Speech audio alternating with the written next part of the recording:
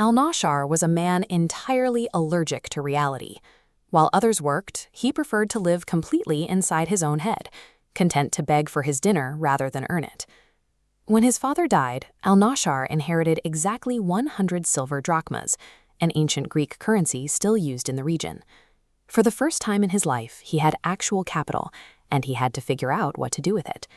He bought a basket of wholesale glass bottles and wares, set up a small spot on the street, and sat down to wait for a customer. But sitting physically in the market didn't mean he was actually there. Almost immediately, his mind detached from the present moment, taking the first step toward a total collapse. He projected his 100 drachmas would double and double again, replacing glass with pearls, diamonds, and estates. The daydream peaked as he plotted to marry the vizier's daughter, forcing her into total subservience to feed his unearned ego. Deep in the fantasy, his imaginary wife begs for his attention. He decides to physically reject her. He lashes out with a vicious kick, and his actual physical leg violently mimics the daydream. His foot slammed directly into his unprotected basket. In a single second, his entire inventory of glass shattered, erasing his real-world financial future. He built a tower of arrogance in his mind, and that unchecked entitlement bled directly into the physical world, instantly crushing the only real opportunity he had. Sitting in the ruins of his shattered glass, wailing loudly, Al-Nashar caught a lucky break. A wealthy lady riding past took pity on his dramatic crying and handed him a massive windfall, 500 gold pieces. Instead of learning caution, he immediately fell prey to a con artist. A seemingly pious old woman showed up, asking to wash for prayers. She quickly sized up his greed and promised to introduce him to a rich, beautiful woman looking for a husband. He followed her to a large house, expecting luxury and an easy marriage. Instead of a bride, a massive man wielding a sword stepped into the room, blocking the exit. The trap closed.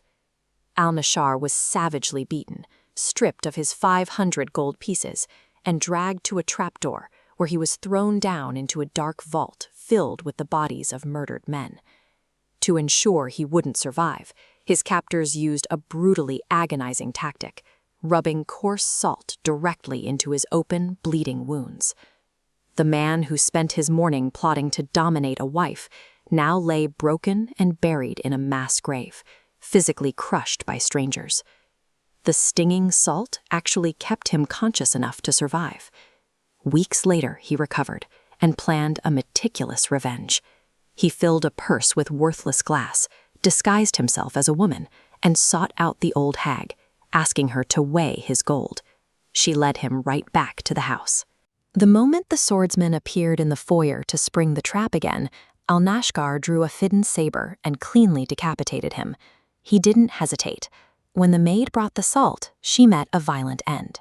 Finally, he caught the old woman and cut her into pieces, asserting absolute control over his oppressors. Instead of escaping immediately, he stayed to spare a captive lady and hunt for the gang's hoard of gold. He left the house unguarded to hire men to carry the loot. By the time he returned with his hired crew, the doors were wide open and the gold was gone. The captive lady had taken everything. In a world full of ruthless opportunists, Al-Nashar was still the easiest mark.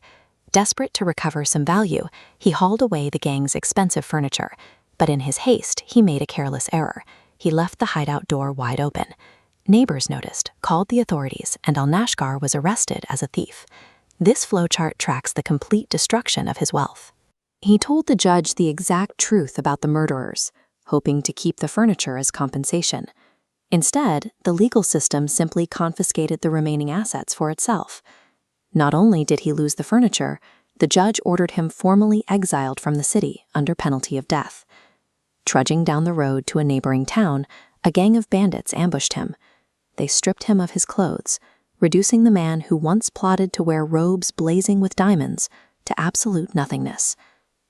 Hearing of his miserable state, his brother, a barber, sneaked out under the cover of darkness, brought him fresh clothes, and smuggled him back into his home to care for him. Demanding rewards without putting in the labor builds a fragile existence. When you live entirely in the comfort of your own delusions, reality only needs one careless misstep to shatter the whole thing.